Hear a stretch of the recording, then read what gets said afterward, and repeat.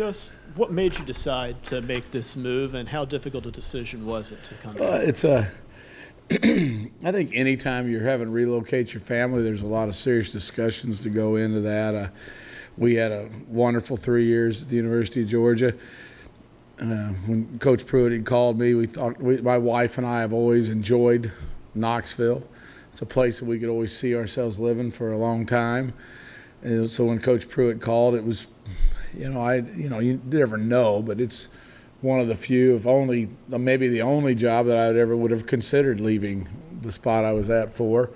And just after talking to him a lot and getting to know him better, it was a pretty easy decision for me to come back to the place that I've always enjoyed coaching at and living. Jim, how would you compare yourself as an offensive coordinator now as compared to the last time you were here?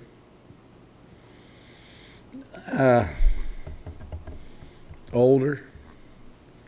I think that's about it. I don't know. I think that that's a good question. I haven't thought much about it. You try to do as good as you can year in, year out. I don't know that I've always been the guy that likes to be the first one in, last one out, so I like to work hard. I don't think that's ever going to change. Comparing me to then, I think I understand the importance of physicality probably more now than ever before in the Southeastern Conference. The importance of playing physical football gives you an opportunity to be successful. Without that, you don't have it.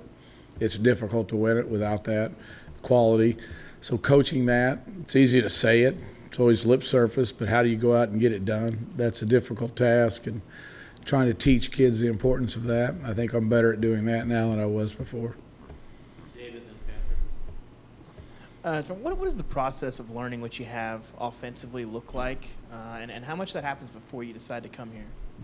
Zero happens before you try to come here. You understand wherever job you're in, there's no perfect coach, there's no perfect program, there's no perfect team, so you know that. You try to get to wherever you're at and start understanding the personalities of the players that you have and their talent level and the philosophy of the head football coach and the way he wants to do things.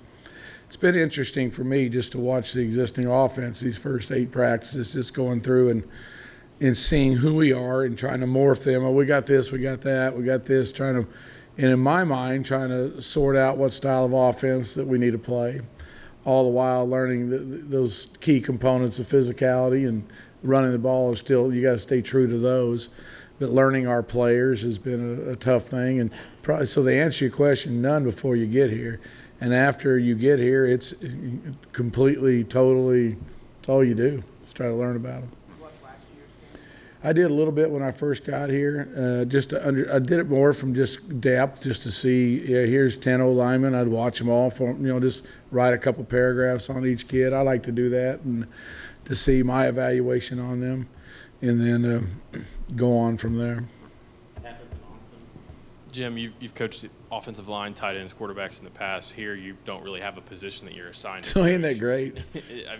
I can't mess up anything here. I guess, do you like that CEO kind of role? Is that something that it's been good for me so far. I tell you what, it's easier to install an offense when you're in this role. So you can go from room to room to room to room to room to make doggone sure everybody has no questions. I'm blessed here because the assistants that coaches put together are fantastic. They're very good. They're seasoned vets. They understand what they're doing, and they're no problem. There's just nuances of the things that I like to do that they're not familiar with, that being able to walk around and help them with that has benefited us, I think. Is that something that when you took the job, you do? Well, Coach Pruitt and I talked about it. I told him I was, if he wanted to go that direction, any direction he was interested in going, I was fine with. Whether I needed to be in a room coaching a position or not, that wasn't a part of the decision at all. Coach, what's kind of been like the first 7 or 8 practices with Jarrett, and what have you seen out of him? And then 2, when Coach Pruitt was courting you, did you make sure and point out that you've got a flawless winning percentage as the head coach here? Oh yeah, well heck, everybody knows that. I mean, my statue, Max has my statue. It's a bobblehead doll of Jim Chaney. No. The quarterbacks, talk about them, they're doing a very good job, I think, picking up the offense and doing a fine job. With the young freshman, he'd never been under center before, so he's having to take snaps. Brian's having to learn to take snaps right now under center. And JT's Shroud, he'll flash once in a while, do some real good stuff. So I'm optimistic about all three of those young men. I think that Jarrett's doing a good job learning his role once again within another system, within another coordinator. He's been through a few of us. And I tell you what's interesting to me about college football, when you take a kid like him who's, what am I, the third or fourth coordinator he's had, is how hard it is for them not to get really calloused and cynical about the game of football and to stay fresh with it and eager to learn and be a sponge, because it's tough sometimes. It's not always a bed of roses out there for the quarterback spot. And kind of when we got here before with Jonathan Crompton, it was kind of, there's some similarities there that are good. They're both good football players, and I think Jarrett's going to have a good season. I think he's playing good football right now, and he's fun to be around. You bring that up, because I was going to follow that up. Between Nathan Peterman at Pittsburgh, where he had inherited some tough times here before he got there, and then Crompton when y'all came in 2009, what similarities do you see in those guys? Between all three of them, or just?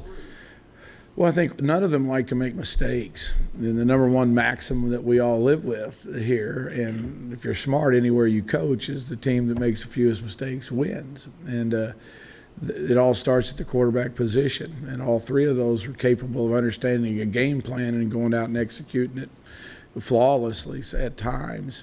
That's what I like about all three of those kids. They have the ability to execute at a high level and play within your system. So that's the common thing that all three of those kids share, in my opinion, and also a hunger to be as good of football players as they can be. Very accepting of coaching. What's it been like working with T. Martin so far, and what can he do within the offensive staff? I think the question is what he can't do. T's a bright guy, been around a lot of football, brings a lot of good input in, fantastic recruiter, fun-loving guy. Heck, I'm tickled to death he's here. He's a great sounding board for me. Talk about the passing game all the time with him, and he knows what he's doing. He's an exceptional coach, becoming a very close friend. So I'm enjoying my time with T.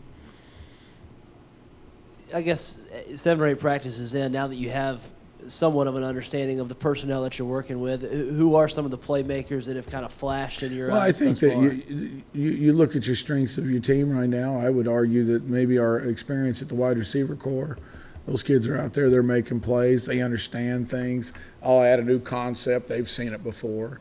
You know, we're not reinventing the wheel here. I think those kids out there are the ones that Jawan and Callaway and BJ, you know, they're playing good ball, and the Palmer kid and the Murphy kid made some plays lately at slot. So those kids on the perimeter are doing a nice job. We're moving bodies around a lot in the offensive line to try to find some happiness in there. You know, the Carvin kid, I would say, is doing a better job and doing some good stuff up front. And the tight ends, they're all doing their little thing. But I would argue probably those experience of those senior receivers is something to kind of hang your hat on a little bit right now. There was a whole lot of turnover in the coordinator ranks in the SEC, even in a year when there weren't any head coaching changes. I'm just wondering, why do you think this league has so much turnover in the coordinator spots each year, and how much do you think your background, having been in a few places in the SEC, how much does it help you as an SEC coordinator? Well, I think it helps you a lot when you know people. I mean, you people know me. You know, when you go against one another, heck, I have folders on coordinators and Coach Pruitt and playing Kirby and all that stuff. Heck, we all know one another. We know what each other's going to do. As for the coordinators moving and interchanging, I don't know. I think so many people look at football as so much different than their own particular jobs, and I never quite see it that way. You guys, don't people in y'all's profession move and do different things, and we do too. Our job is probably a little more public, a little more profile-ish.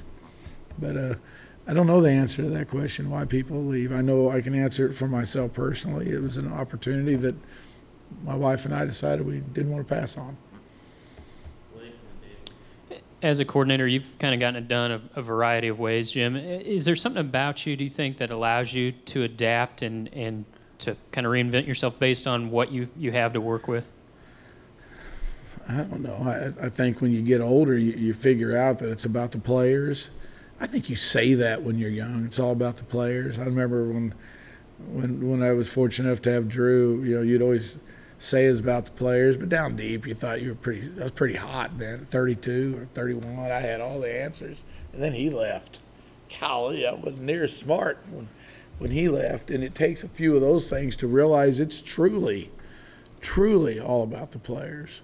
When you cross that line, they're going to represent you. 11 guys are going to go out there and represent you. So I think when you get older, and hopefully you would get a little wiser with age, is you look at what you have and you try to put those parts together to have the best chance of executing and scoring enough points to win games. So I would argue that my belief is stronger now as I get older than it's ever been. It's about players, and when you believe that way, you try to get the 11 best out, and that dictates the style of play that you are.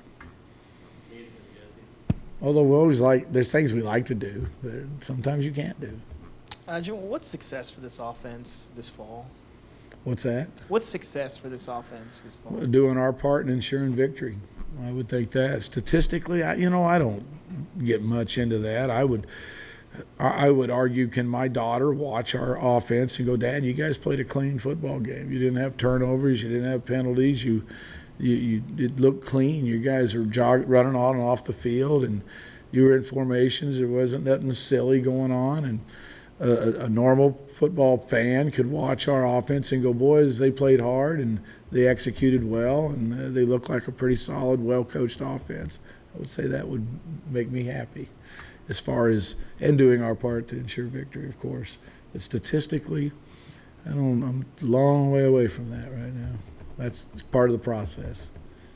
Jim, you spoke about physicality, running the ball. Obviously, you had a lot of success doing that at Arkansas and then the last 3 years at Georgia. What's kind of been your early impressions of this tailback room, and kind of do you see it being able to do similar things? I see it moving that way. I think David's doing a good job, and as a whole, I think Coach Pruitt does a good job of teaching that physicality and giving us the opportunity at practice to teach it.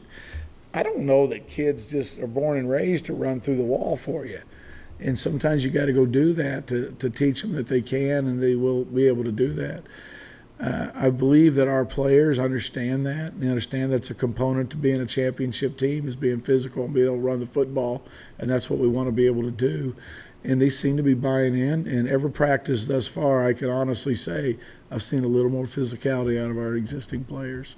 In your note-taking that you did when you did some of your brief film study, did you kind of notice some things that said, hey, this is what was holding back this group a year ago, and maybe because statistically these guys were among I evaluated players. I wasn't. That's Coach Pruitt's job to evaluate systems. I just wrote me some notes on the individual players. As far as going back and watching the games and going, holy moly, I didn't like this, I didn't like that. That's not my role. That's not my job. My job is to get the players and put them in the best position I can within my own system. To piggyback that, when you went back and watched those offensive linemen individually, have you seen some of those guys take steps this spring with some of the things you thought that they needed to work on? Certainly I do. I tell you what you find when you watch big linemen, you kind of see their fleas, and then you go to work on their fleas, and you watch them trying to get better and better and better. And it's easy now at the conclusion, what are we, 8 days in, I would argue after the spring game, we'll be able to sit down personally, not we, but myself, Will, everybody that is involved with the offensive line, and really tell them exactly what they've got to go to work on now for the next 4 months. Well, you're not sure initially always, but it's lower body strength, it's lateral movements, it's hand placement, it's overall strength, it's knowledge of the offense. It's whatever that is, but we'll be able to define that cleanly for our kids and let them go to work on it. And I think they will. Our kids have proven they will work. You've gone up against Coach Pruitt a couple games, I think, at Arkansas and Georgia. What is tough about preparing for his defenses, and kind of how do they put stress on offenses? They're well coached, and there's not a lot of – you don't watch these good defenses and go, oh, boy, they are completely screwed up there. Let's go do that. It don't happen. You got to know the nuances and the things. You got to know what they hate to do, and go get it and go do the best that you can, and you hope that that's a part of you. The worst thing that can ever happen is what they hate to do, you can't do, and that's never a good thing. And playing against Coach Pruitt and his defense is what's characteristic of them. They're hard playing, they're tough, they're trying to get the ball off of you all the time, and that's who they are. But once again, you're just defining, once again, a championship-style defense. And it's those components are not unique to anybody. Play good defense and play physical football, you got a chance. Final question, Brian. What's it like being back at a school for a second time, and do you feel like, having been here before, do you maybe have a different perspective that's helpful to kind of know what works and what doesn't at Tennessee? You know, I don't know. With Lane, we skinned the cat this way. With Derek, we did it this way. Now with Coach Pruitt, we're doing it that way. My job as an assistant coach is to do whatever I can within his philosophy. What has been fun here is I've seen a lot of people that are dear to my heart, that it's been fun to smile and see friends again. In a lot of ways, guys, and you guys know this as well as I do in my role, this is my honeymoon period right now between now and the fall. There's going to be a third and one, and I'm going to make a call, and each one of y'all going to say, what in the hell was that? As will my wife, and we all know that. So this has been fun to get reacquainted with some friends and do things like that, and I'm really enjoying it, to be honest with you. I'm having a lot of fun. Coach Pruitt's been a blast to work with. The staff he's put together on my side of the ball, I couldn't ask for anything better. They're fantastic people and very good coaches. I'm very fortunate.